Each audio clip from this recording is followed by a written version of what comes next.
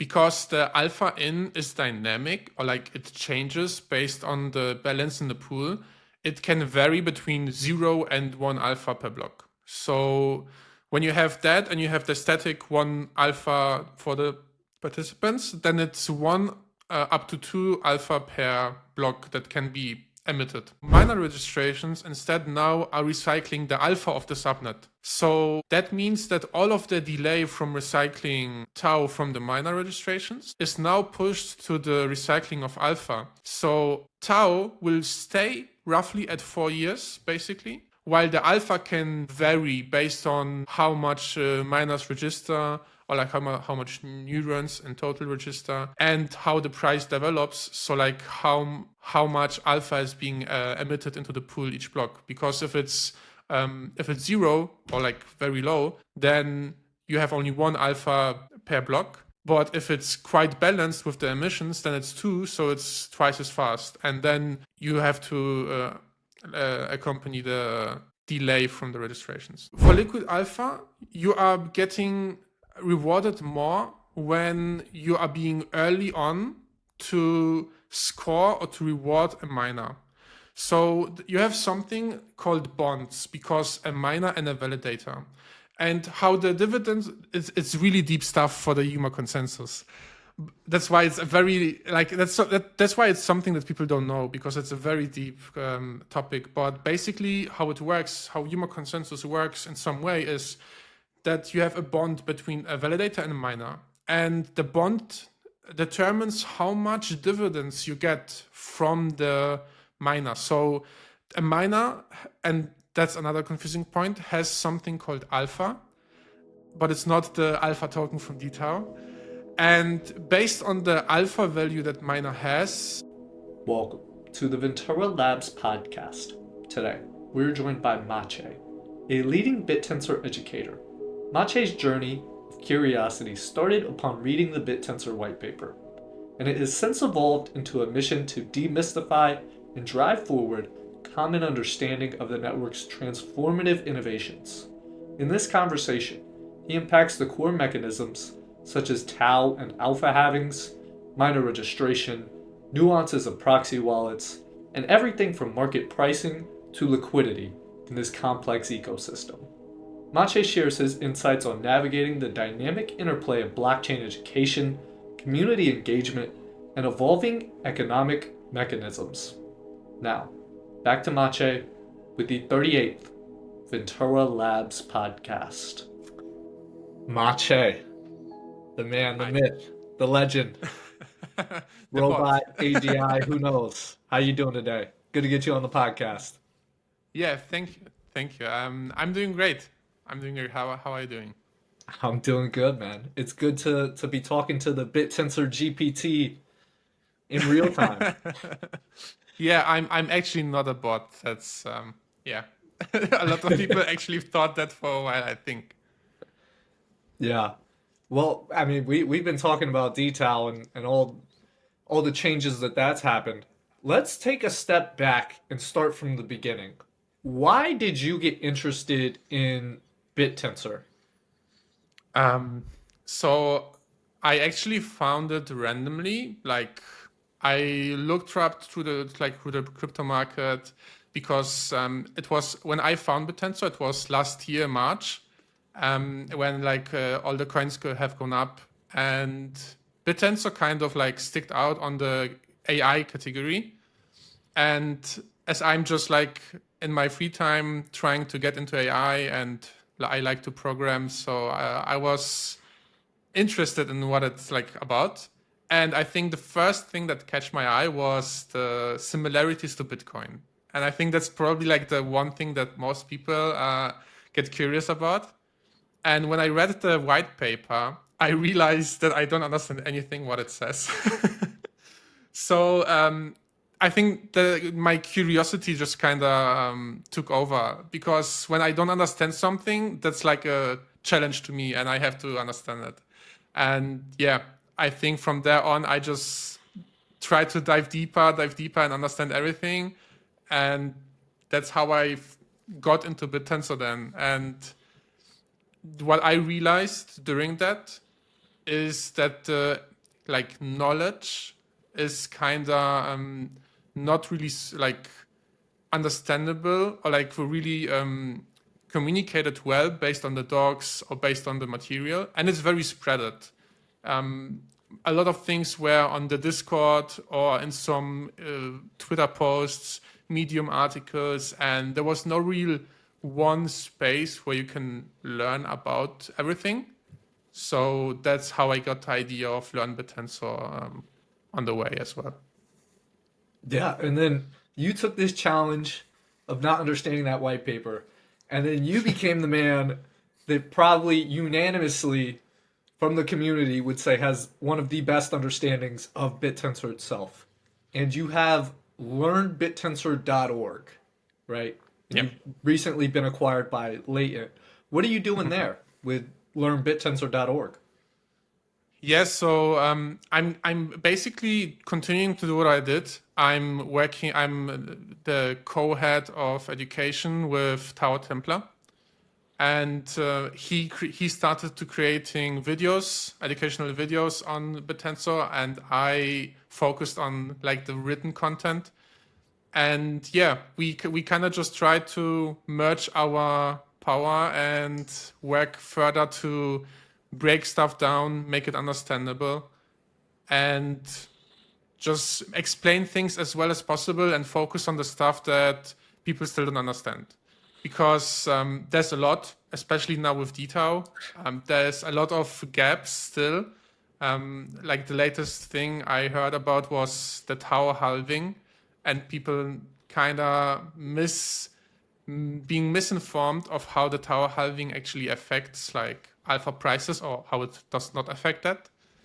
And yeah, I'm just focusing on the same thing I did and trying to help with the documentation as well for Bittensor and full focus on education. Yeah. We'll get into that TAO having in a second because that is Yeah. a very interesting point there. Let me start with the high level, beginner level question of what is Bittensor to you? How would you describe Bittensor? So I think when really speaking about the highest level, how I would just describe Bittensor is thinking of a like if one can go as high as one like really can. You can just say it's a network of computers. You don't even really have to go to the depths of it. But it's basically just what all the typical AI companies are, but in a decentralized way, so spread across the world, where you don't need to be Google and own 500,000 GPUs to have all of the compute power, but instead you distribute that how Bitcoin did it, and instead of just using it to calculate some stuff for the transactions, you use it for AI. Use it for training, use it for inference, you use it for any kind of thing that can be built. Okay, there's the intro to Bittensor. Now let's dive into the TAO having stuff. Let's get into the sophisticated stuff here. Yeah. So what are the misconceptions with this TAO having, alpha halving? What's going on there? So, because I think it makes full sense of how people think of the TAO halving, because especially as you have both kind of halvings, you think that the alpha halving only halves the alpha and the TAO halving only halves the TAO. But how it actually works is that the TAO halving halves as well the alpha going into the pool. So basically, let's say you have a subnet and it's the only subnet, you get all of the emissions, so you get one TAO every block. When the halving happens and the price is one, so you get a balanced one alpha into the pool as well.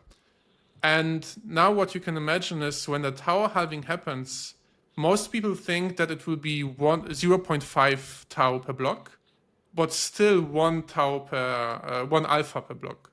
So that would be like an imbalance. It would be more TAO than alpha, so the price would go down.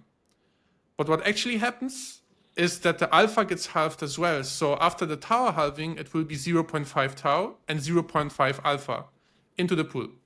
The alpha going to the participants, so means for the miners, validators, and the subnet owner, stays same. this kind of alpha is only affected by the alpha halving. So most people think that the price will like decrease. Some people think that it will increase after the TAO halving, but directly nothing happens. It depends based on, like, I would say speculation and based on the market, how it will react to it. But just from the chain itself, there will be nothing happening on the TAO halving. So on the TAO halving, the amount that goes into the pools is halved, but the alpha out that goes to the participants of miners, validators, and subnet owners stays at the 1 per block? Yes, yes. And now comes the most interesting part. And like something that I'm so excited to like be alive at when it happens. Even though maybe it will not be big enough, but the alpha halvings create something very interesting because the tower halving affects both currencies going into the pool. The alpha halving affects both alphas. So when the alpha halving happens after the tau halving, then the one alpha out to the participants will be halved, so it will be 0.5. And the 0.5 alpha in the pool will be halved as well, so it will be 0.25 alpha. And that means, because the tau doesn't change, that more tau gets added than alpha. So after the first alpha halving, the price of the subnet will passively increase. Like if there would be some buy pressure, even though nobody buys. Yeah, that's interesting. And then, okay, so I guess a timeline wise, the TAO halvings happen roughly every 4 years, similar to Bitcoin. And then these alpha halvings, since there is alpha out and alpha in, what's the dynamic of the timeline there for the halvings? So because the alpha in is dynamic, or like it changes based on the balance in the pool, it can vary between 0 and 1 alpha per block. So when you have that and you have the static 1 alpha for the participants, then it's 1 up to 2 alpha per block that can be emitted. So but you could say that it's about twice as fast as the tower halving. So as the cycle. So every 2 years, or like around every 2.5 years, the halving of alpha would happen basically.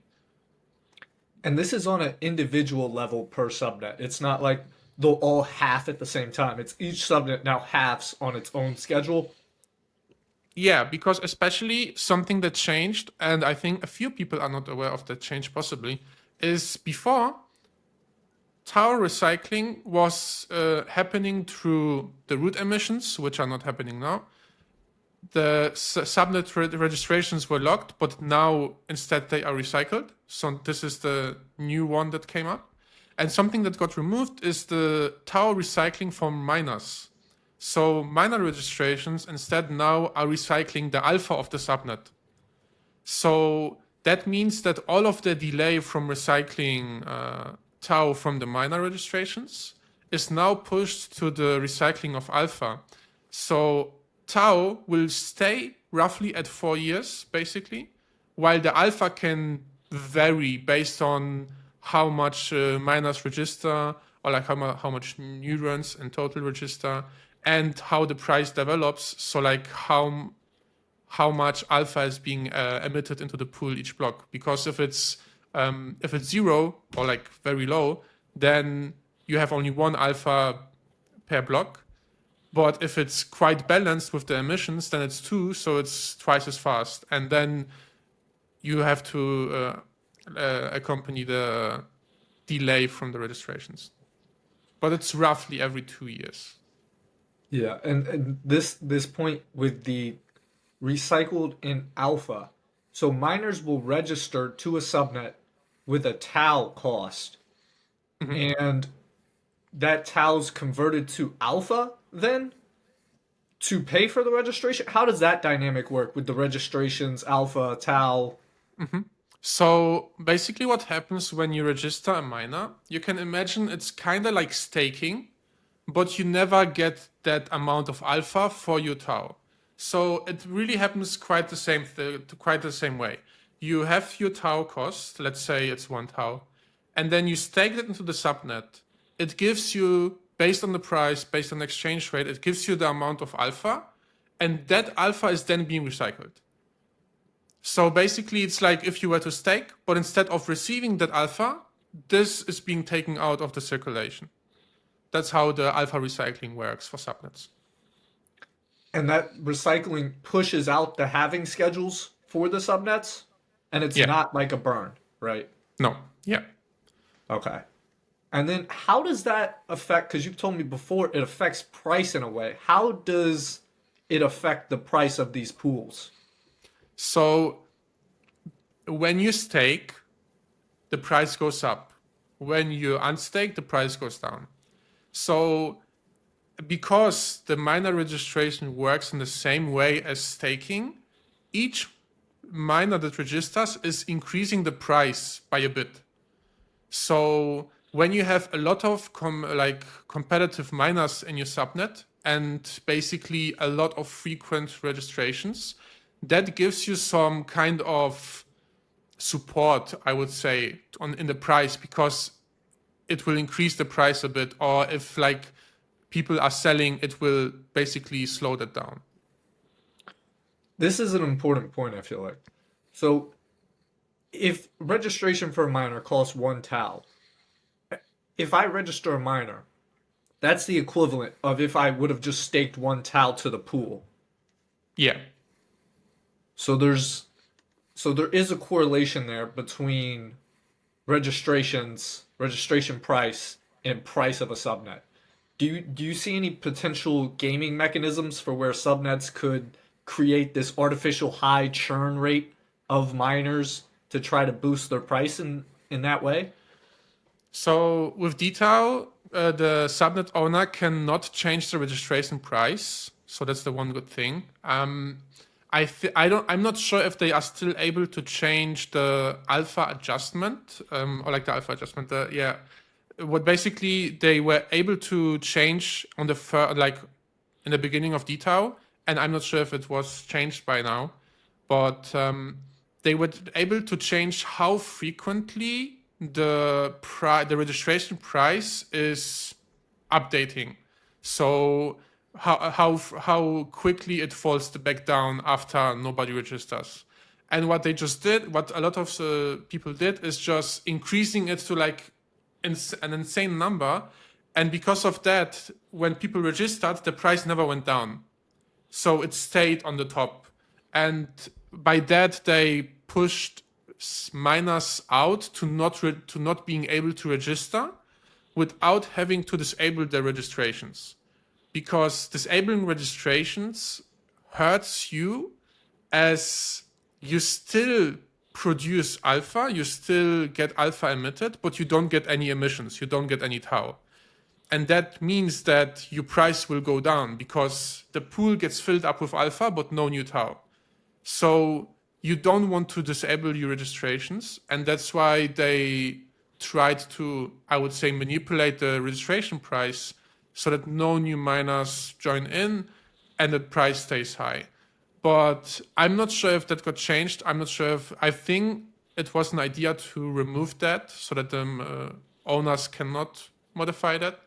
And that's why I don't think it would be possible to game that if the owner doesn't have a way to set a minimum registration price or something, and it just depends on how many miners register. So like if it's very competitive, the price will be higher, and thus the positive effect on the price will be higher too.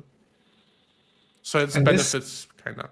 And the registration mechanism is the same as it is for subnet registration, just with a different, I don't know the specific term, but the alpha adjustment for how quickly the price decays back down. Mm-hmm. Yeah. And then this is something I know you're passionate about, the sum of prices. A lot of talk recently about the sum of prices. What is your take on the sum of prices? So originally, I was thinking, especially back when, like last year, when the sum of prices was supposed to converge back to one. So there was like basically, if the sum of prices was above one, there was chain pressure to put it back down. And when it was below one, there was pressure to put it back up. And what basically OTF wanted to do initially with that is that it would always stay at one.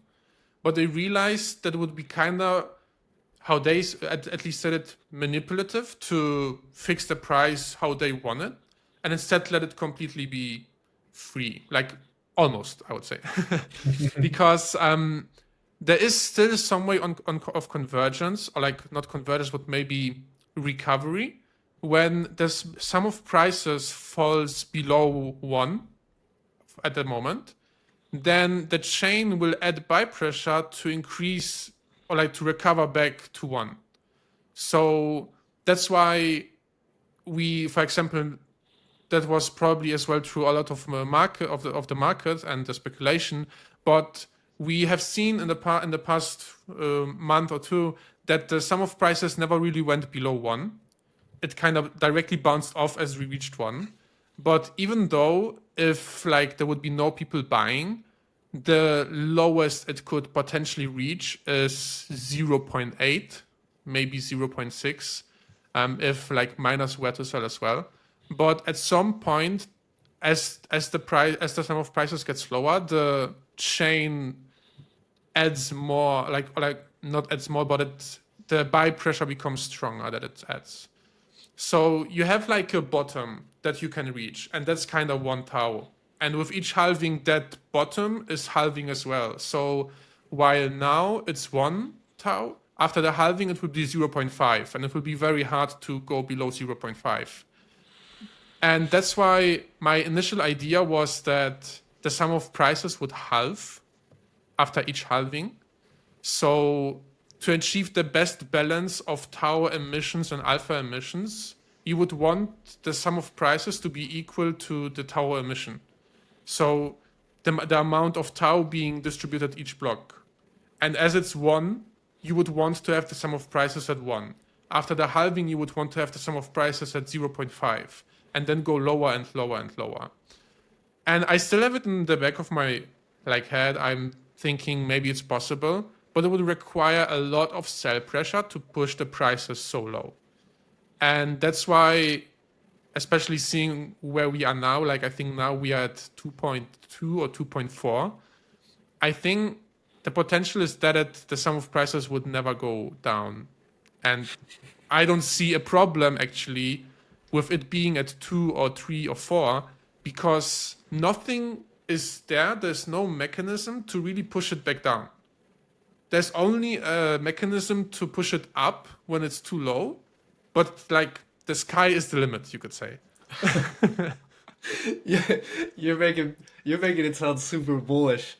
Can you explain this mechanism to push it back up to 1? How does the chain, if prices were to fall below, the sum of subnet prices to fall below 1, how does the chain itself help push it back to 1? So actually that was not the case a few weeks before the dTAO launched.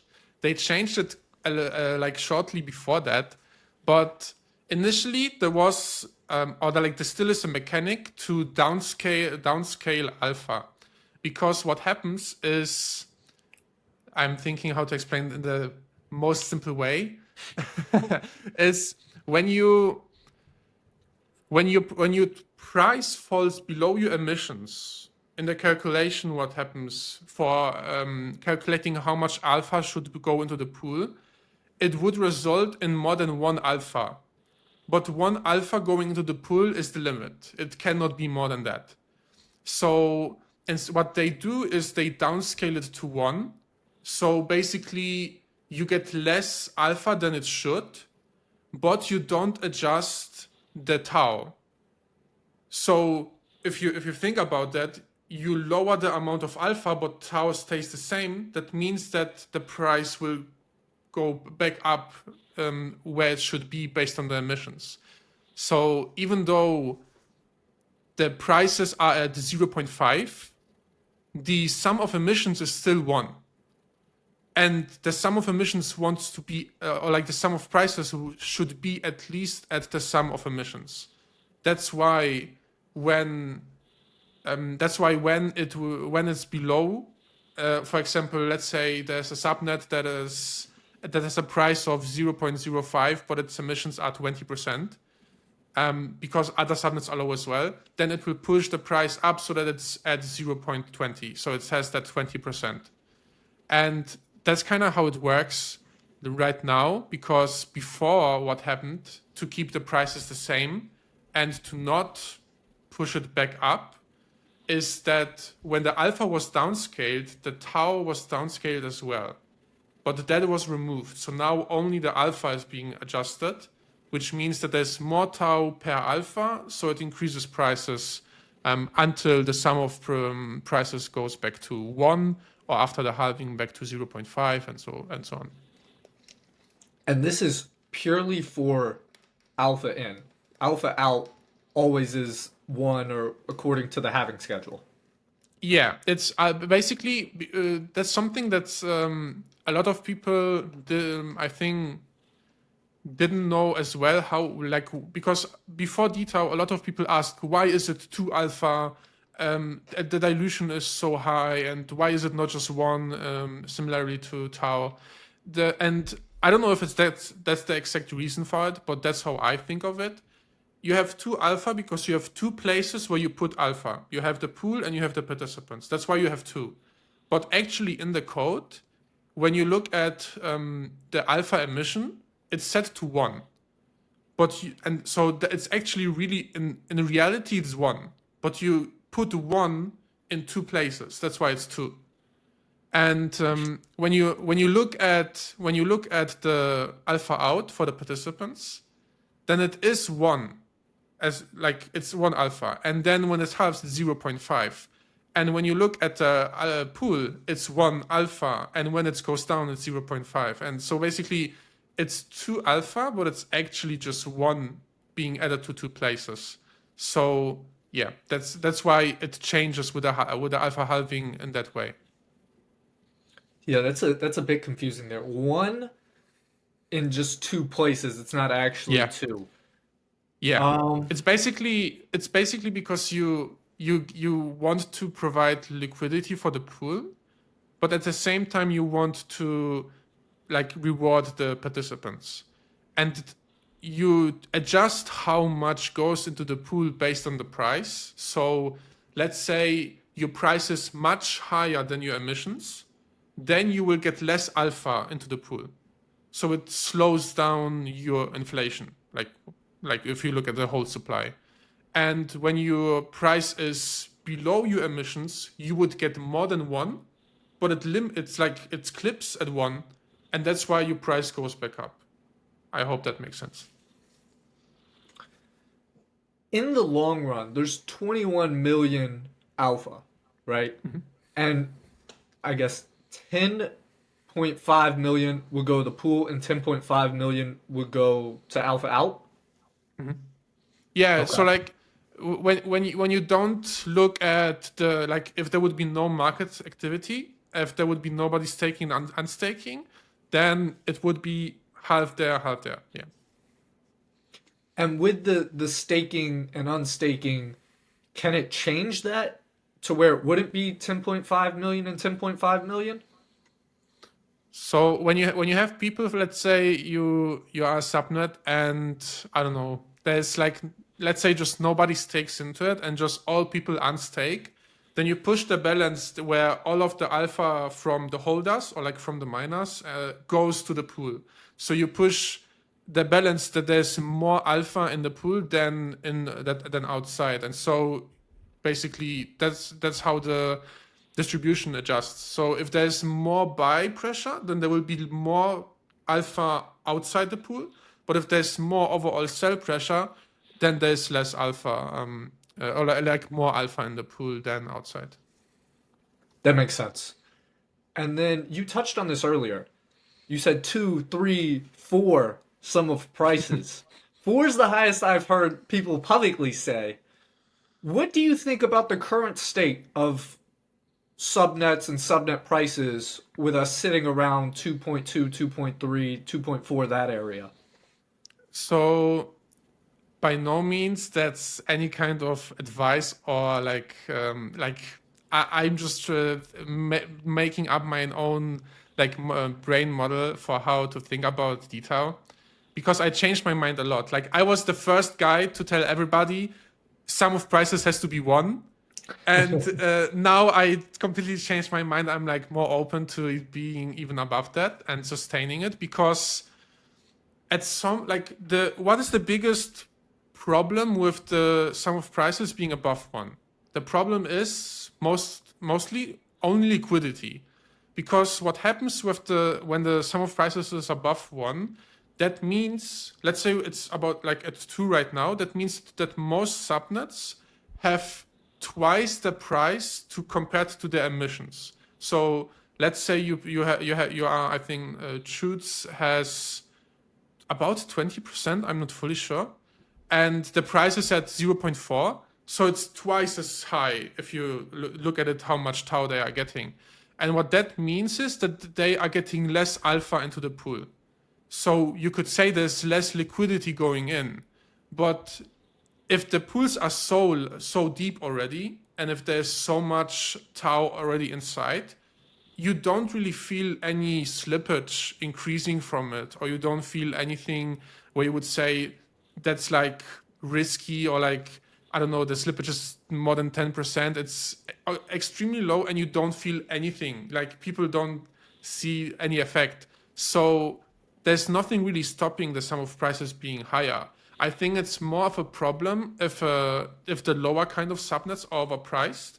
So like the newer ones right now, not the plus 18 numbers because they are not active yet, but all of the newer ones, I think that's like where one should look at the price more than on the like top 10, top 15. And my latest thoughts on the sum of prices is that people probably will compare it with the price of tau. Like that's what I think. So when you compare it with the all-time high of tau, I think something like 700, 750, and where tau is now, more people will be inclined to maybe just stake into subnets and push the sum of prices higher. And you could think of the sum of prices like a multiplier to the price of tau. So when you take that, I'm thinking that something like 2.8 or like sum of 3 is possible.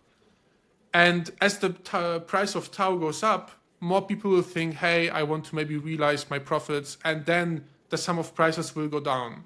So my idea of it is, if the community or like the tau holders think that tau is undervalued, the sum of prices will go up. And when people think that tau is skyrocketing and everything looks great, that then they will be more inclined to maybe sell off their profits from subnets and transition from alpha to tau, from tau to alpha. So like that's my latest thinking on it. Yeah, that makes complete sense. That the sum of prices would be an indicator for the TAO price and how that chart would look. You mentioned something about the not active subnets, those subnets that haven't called the start function yet. Can you explain what's going on there and why we see those 800 TAO prices, 1000 TAO prices? Yeah. How is this possible? Yeah. So a very good change that's coming, and I want to say that first, is that it will not be possible to trade those in active subnets. And I think that's probably what's hurting people that are not aware of how it works the most, because they just go into it and they buy like 0.005 alpha for like 10 tau and just get like eaten by the slippage. But how it works and why it was proposed is because with dTAO, when people just started the subnets, people were able to register directly, register the validator, register the miners. And maybe the team was not ready yet to launch their subnet. Maybe they were not ready to have any code, like they didn't have a public repo. So what was possible to happen is that you could have registered a validator, you could have registered a miner, and you could have run your own code and then just give all of the weights to your miner. And maybe because you are the first validator, all of those root validators will child key to you, so you have the consensus, and you could just exploit this in like this subnet with no code yet. So the initiative came from Vune, Ref, and Caprice Sage, where they want to create that start call function. So similarly to how pre-dTAO you had the immunity period initially, now you have that 1 week pre-start phase or like inactive phase where no registrations, like nothing happens. You don't get any alpha injected, like the alpha supply stays at 1, and you don't get any emissions. Everything is on hold.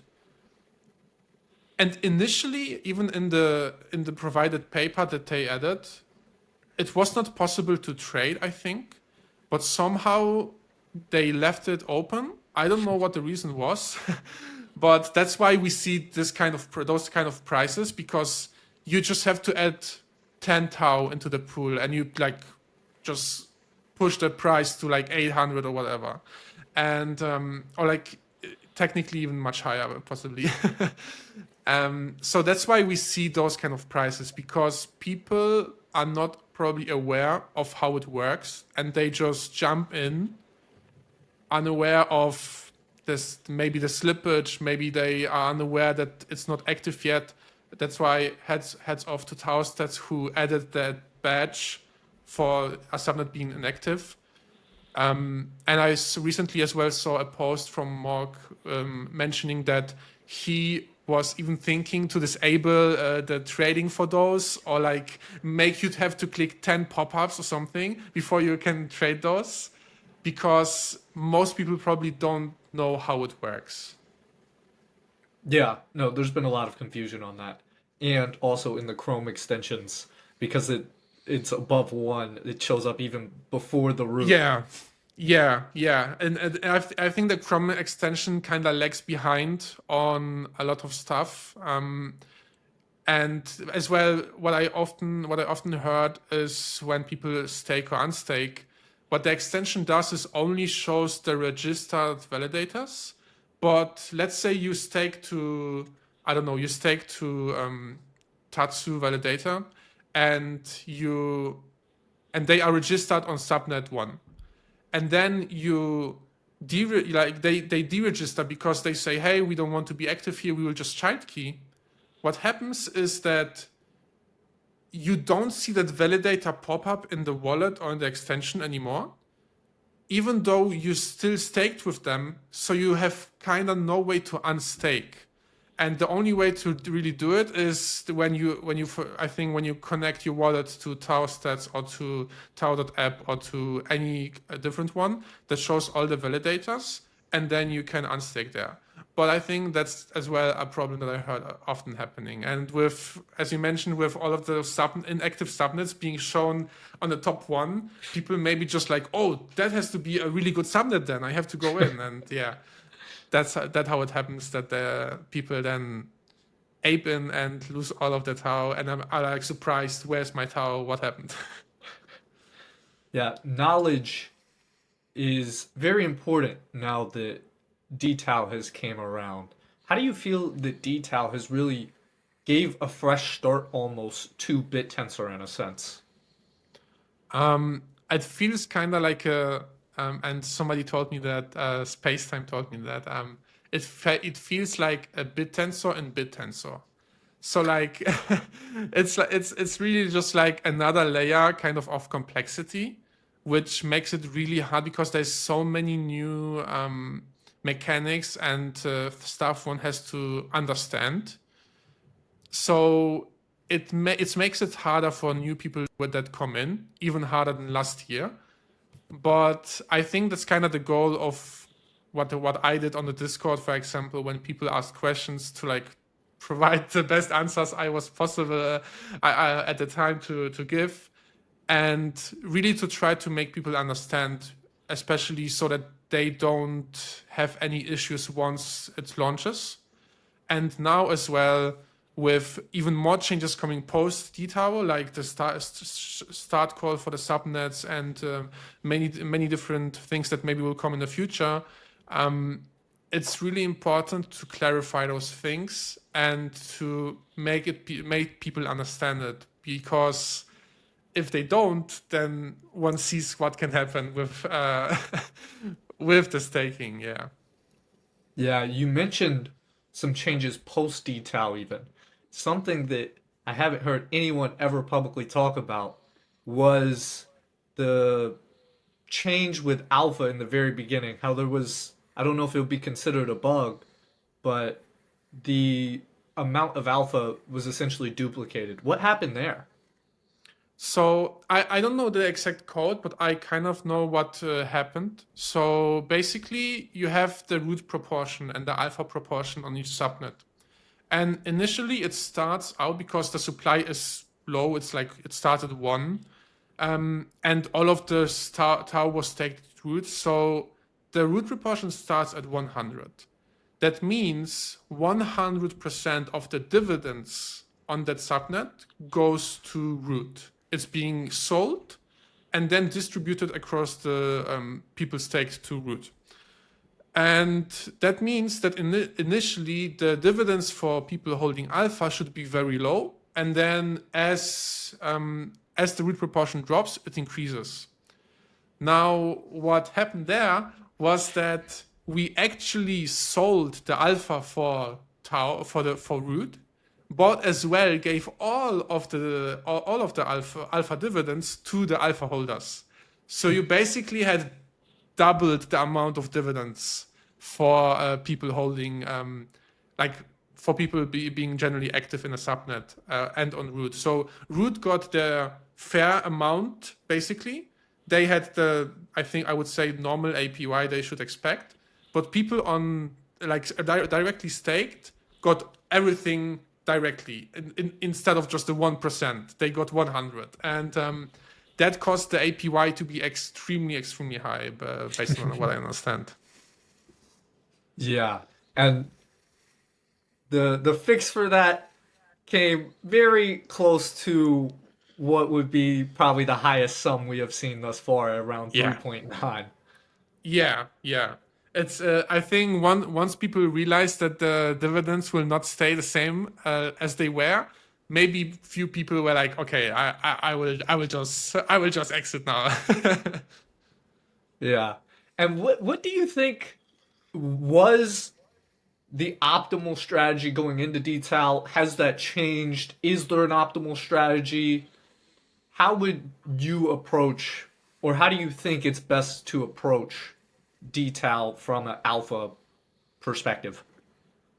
So my perspective is like the first thing off is one alpha is one alpha. So I would not necessarily look at the price too much, because in reality, everybody can say what they think the sum of prices will be at, but we don't know that. Like we still, and even me, everybody is still learning, and I'm trying to understand where things will go and essentially what the market will do, because there's really no mechanic where the limit is. It just depends on what the people feel. So if the people think that it's overpriced based on the dollar values, then it will probably go down. Because most people look at it and say like, the fully diluted value of this subnet is few billions or something, and how does it make sense? So they don't really look at tau, they don't really look at alpha, they just look at the dollar values. So I think that's probably something that most people are focused. But for me, I just think of the alpha itself. So just if you want to go into a subnet now, then you have your, I don't know, 100, maybe 100 plus percent APY. And that's extremely good. Like that's like a kind of second chance for most people that were not early enough for Bittensor and like TAO itself. And only like, for example, me, when I joined Bittensor, the API was 18%, and now it's like a second chance to really get the high API on the subnets of your choice. And I would not say that there's any specific strategy that I would follow. Many things are possible, and for example, with all of those delegation managers like Mentored Minds, Trusted Stake, they creating their own strategies like you get only to pick this and you only get to stake into the top 5 subnets, or pick this and you stake only with the Macrocosmos or Rayon Lab subnets. I think that's interesting too, because it's kind of like you're just interested in that one team and you don't want to really reallocate and readjust your portfolio, so they do it for you. And I think that's probably something good for a beginner. And if one wants to risk it, one can go into those lower market cap and like newer subnets.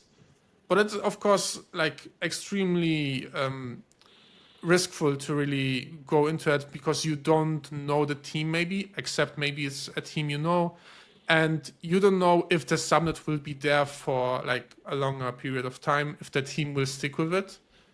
And I think the most important thing to look at is just the alpha, and just remembering that the APY right now will still get higher if people don't stake into the subnets. And again, no advice or any kind, but my thought is that the amount of TAO on root will probably go down a little bit, not by a lot, but people will realize that the APY on root is keep going down. And I think if everything goes as planned, then until the end of the year, the root proportion will be at 20%.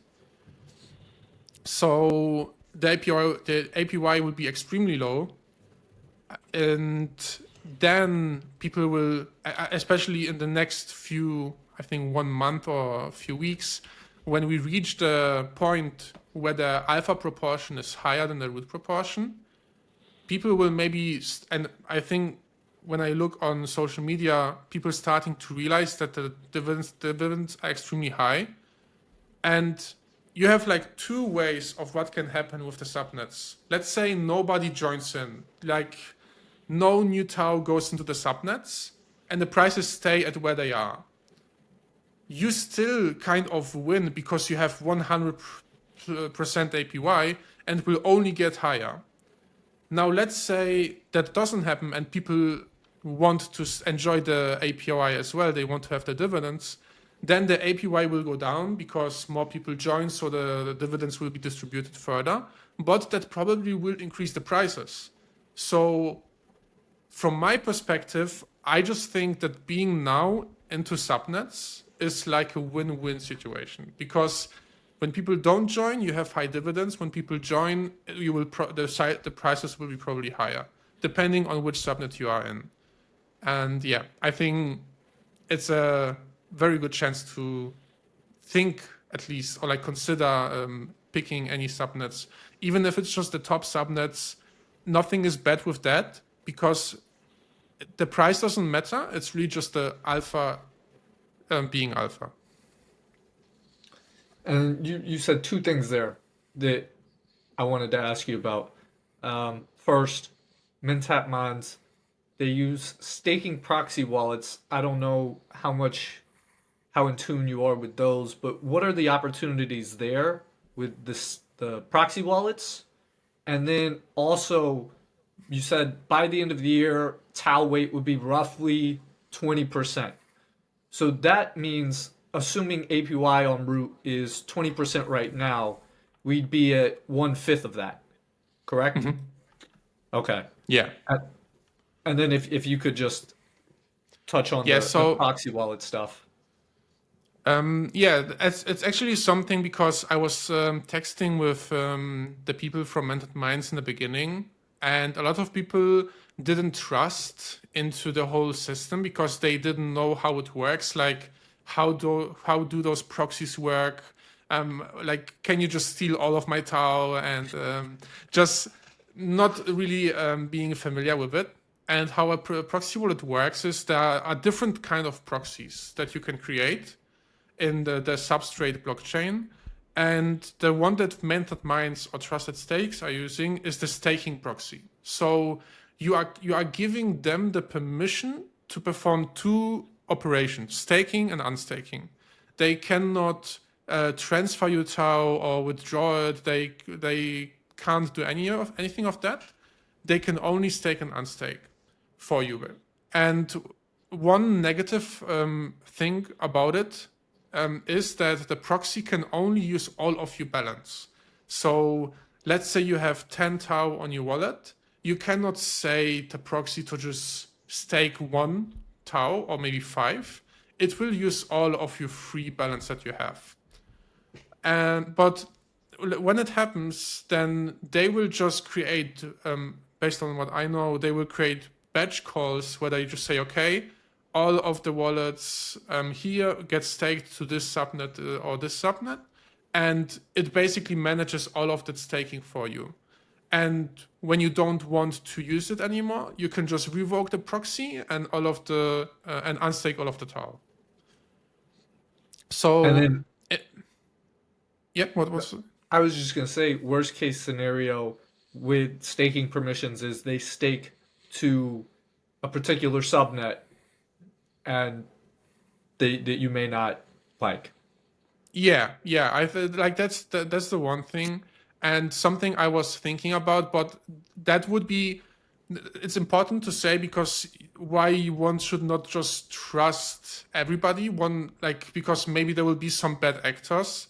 They can't steal your balance through like withdrawing, but what they could do is buy a subnet themselves, then take all of those proxy participants and stake them to that subnet, and then unload their alpha, and basically leaving all of those people using the proxy with less TAO because they just basically used them in some way. So like that's one thing with dTAO that like kind of can be risky to use if you don't know the people behind. I'm not saying that they would do it, but basically there can be in the future maybe bad actors. So one should not just trust everybody as well. That's just one point. But yeah, I think mostly it's pretty nice for people that are not that much into dTAO. Do you think there are any other types of proxy wallets we may see use cases for in the future? So basically, there are different ones where you can give them different kind of permissions. So there's actually as well a proxy where you could just give them all of the permissions. Like they can withdraw, they can send and everything.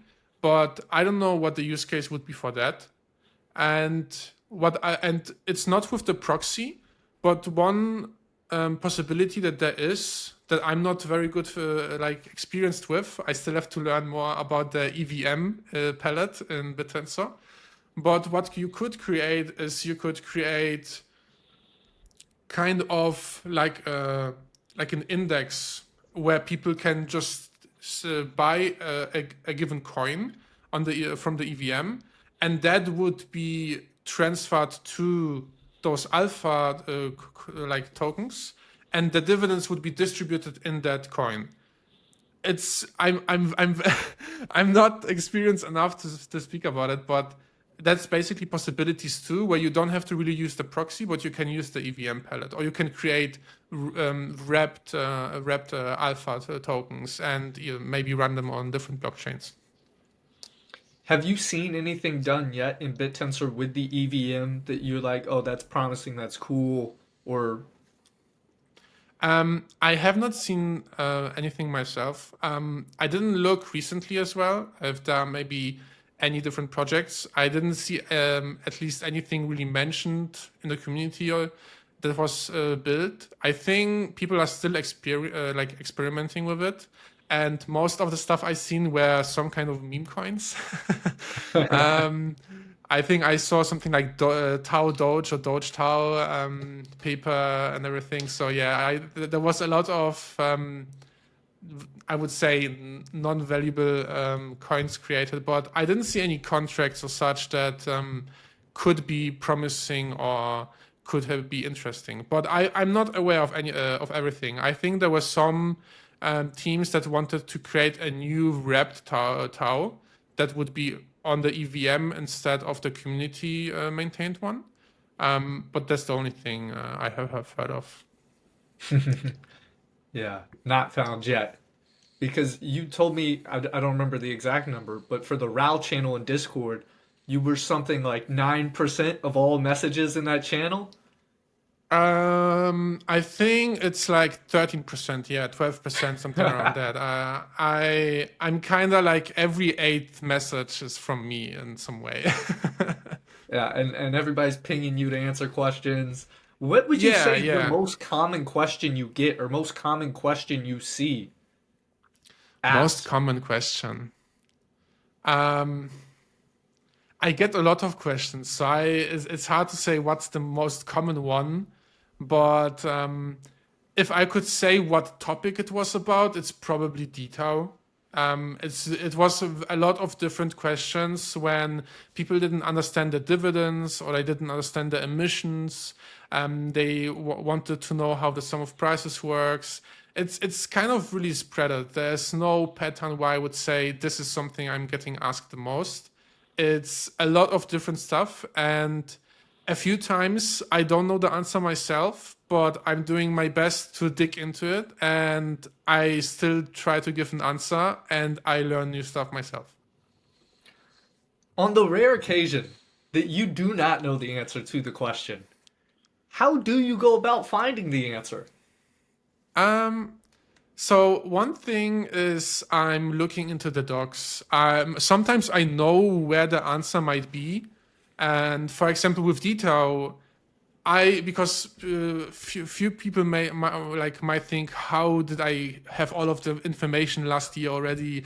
Why did I know about it? And a lot of it came from just reading the code. Like I went so deep to trying to understand stuff before like anybody else that I just started to read the repositories and just look at the commits, see what is being changed, and just understanding like everything line by line. And I would say for the detail stuff, most of the things were pretty easy after some time, but there's still some parts where I'm getting completely lost. But yeah, it's just really research. It's just searching through the Discord. Maybe in some channel it was mentioned shortly. Maybe 1 year ago the question was kind of asked similarly. And I'm as well in most of the channels. The community one, the developer one, from some subnets and everything. So I have a lot of sources where I can try to find information. And then when you go to that root source of reading the code, what is your background that allows you to go read the code and be able to understand it? Curiosity. I for example, I never wrote a line of Rust in my life. Most of my time I only programmed in Python or like some web development stuff in JavaScript or TypeScript.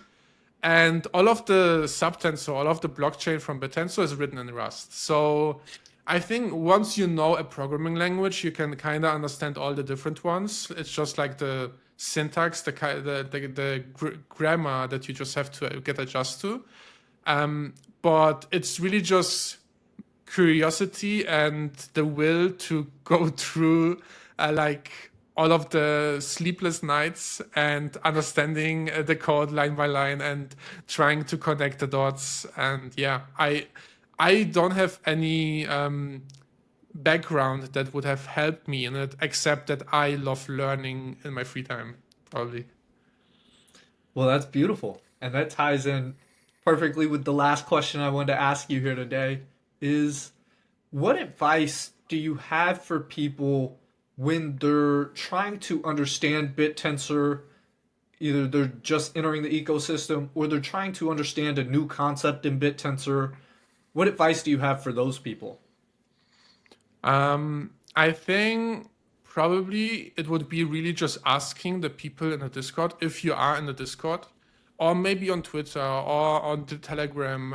I see a lot of people that are sharing the knowledge they have and answering questions. And I think that's something that really motivated me in the community, because there are a lot of smart people and they still take the time to answer like easy questions and help new people to like get onboarded in the ecosystem.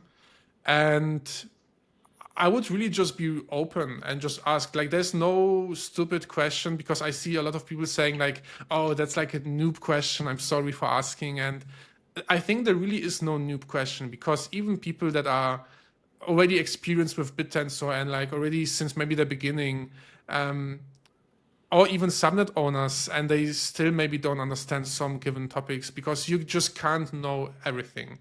And everybody is just specialized in their field. So I would probably really just say, be open, ask the question, and maybe visit Learn Bittensor. I'm trying to make it easy for people to understand and not really technical, and just try to break stuff down. See the videos people are doing. Like, there's a lot of people that are not even native English speakers, and not really technical themselves, but they create content, be it like AI generated content where just an AI voice speaks, but they just want to spread the information, or like more higher quality videos from, for example, TAO Templar, where he takes the time to break stuff down and explain it, which was too much for me, because I wanted to do videos, but it was already too much with the website.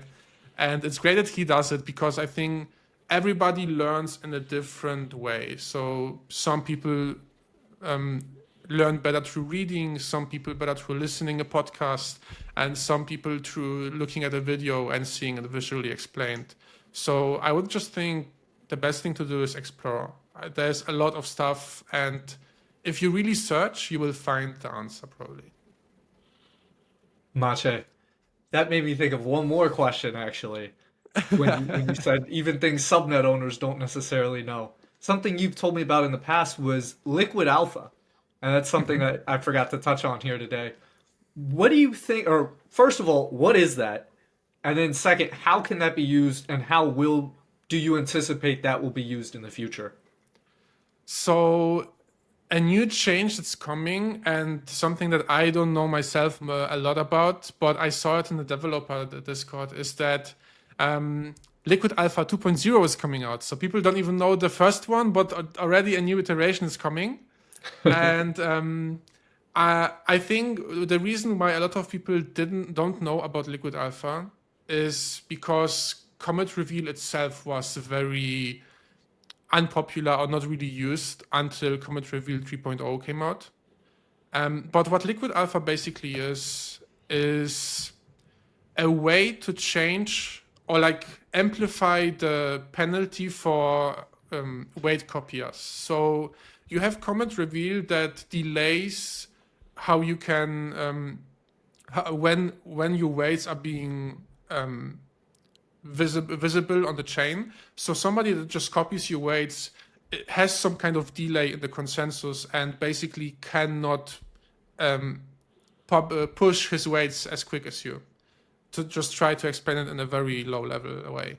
And when you enable Comet Reveal that delays the sending of weights, or like publishing of weights to the chain, and then enable Liquid Alpha, for Liquid Alpha, you are getting rewarded more when you are being early on to score or to reward a miner.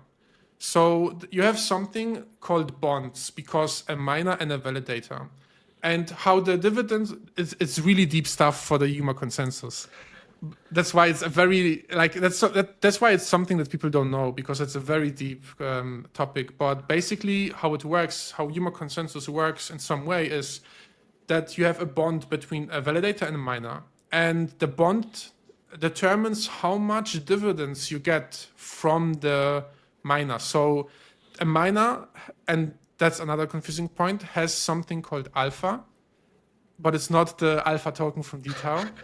And based on the alpha value that miner has, pre-liquid alpha or with liquid alpha disabled, I think it's 0.9. So when you create a bond with a miner by giving them weights, you create a bond based on that alpha value. And when you do that and a copywriter does it, then he gets the same alpha value and basically the same strength of a bond with the miner. That means his dividends will be the same as yours. But when you enable liquid alpha, then the alpha, that's why one could say it's dynamic alpha, but it's more complicated. The alpha value fluctuates. It depends based on the consensus that miner has. So when you are somebody that newly registered and nobody scored you, your consensus is low because nobody has given you weights and you have basically 0 weights.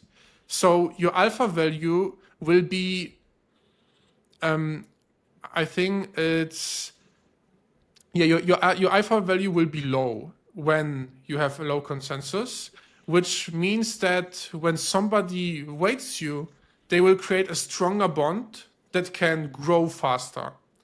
When a copywriter comes afterwards and gives you the same weight, because you claimed the first bond with him already, it will give him a lower bond. And that means he will get less dividends from scoring that miner in the same way as you. So by enabling Comet Reveal and Liquid Alpha amplifies that delay by giving the weight copiers lower dividends. So basically making it less profitable to copy the weights of different people.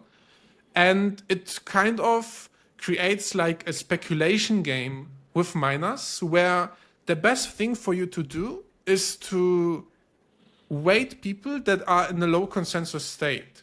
Because what I hear a lot, I don't have experience with that, is that most validators just score or give weights to the top miners, and new people don't get weighted as often, and it's really hard for them to survive them because they don't get any scores for the work. And what that would create is exactly the opposite, where you want to find that miner that will be very profitable or like a very good performing miner in the future before he will be that kind of person. So it's kind of like a speculation, you could say, like how you want as an investor to find those low performing subnets and when they turn into the top 10 or something. So you could think of I think that's like an easy analogy to understand for most people, but instead for validation. So you want to pick those miners that nobody really looks at and like bet on that miner that will be very good in the future, and that will give you more of his incentives, because how the bond works is based on how strong your bond is. You own a percentage or a piece of the incentives of the miner. So the better bonds you have with well-performing miners, the more dividends you get. So that's why it makes it less profitable for the weight copiers, because they will always be the last one to score a miner. That means they will have the lowest bonds, and because of that, the lowest dividends as well. So people will have less incentive to stake with them as well. There's a lot of nuances there. Let me try to recap this super simply here from what I'm taking away. Mm-hmm. Basically, this bond rewards you for being the first validator to give weights to a particular miner, because it gives you a bigger entitlement to the percent of dividends coming from that miner. So if one miner, you're giving a weight of 20% admissions and you have a bond of zero point 0.9, you'll get, and then someone else comes in after you and weights them the same thing, they give them 20%, they would now have a bond of, let's say, zero point 0.8. These numbers aren't exact, but Yes. for the example here, then the admissions you would receive would be proportional to your bond in the admission you gave them. Yeah, so basically dividends are kind of like the whole sum of the bonds you have with each miner. That's where the dividends come from for each validator. And if you are exactly as you said, if you are the first or like one of the first to weight that miner, then you get a very strong bond because his alpha, because each miner has an alpha value, and this miner's alpha is low. Because you already created a bond, the alpha value will increase. And now if somebody else comes and weights him, because of the higher alpha value, his bond will be not as strong as yours. And that, when you sum that up, if that would happen for every miner, it gives them less dividends than the ones that really put in the work and are the first ones to competitively validate. So it kind of creates a more competitive field for validation as well, even between the honest validators. And this also helps combat weight copying because how weight copying works with commit reveal, the weights by weight copiers get set after the real validators. Yeah. So if you would just enable liquid alpha without commit reveal, it would not have that much of an effect because you don't have that delay from revealing the weights after the given time, a delay from commit reveal. But as well, what is important for liquid alpha to really be effective and work well is the variety or change in weights over time. So let's say your subnet is like a compute subnet, and a miner with his graphics card will always get the same weight because his performance doesn't change based on the incentive mechanism as it is. That will be not as effective where the weights are changing because maybe you have dynamic or changing task for compute for proving the compute or something. So what is important and what people call it is like making the miners dance. So they really have to change their weights often for liquid alpha to be effective. Do you think there's room for some sort of like UID swapping of miners in real time? So it's like even those stagnant distributions, if they just find a way to like swap UIDs somehow? I don't know if that will be possible. I don't, because the UID is connected with the wallet, so I don't know how you would change the UID and like swap them to make the weights like fluctuate.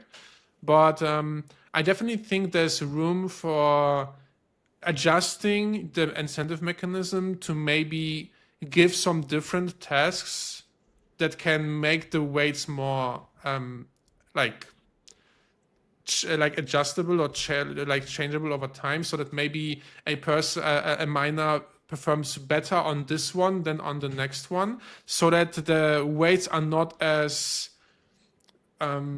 predictable. Because even with commit reveal itself, when the weights are predictable, then commit reveal doesn't help much because it doesn't. I don't need to wait for the weights of the honest validator to be revealed because I can just look at his weights from the past that he gave to the miner, and I already know what it will be now because they don't change.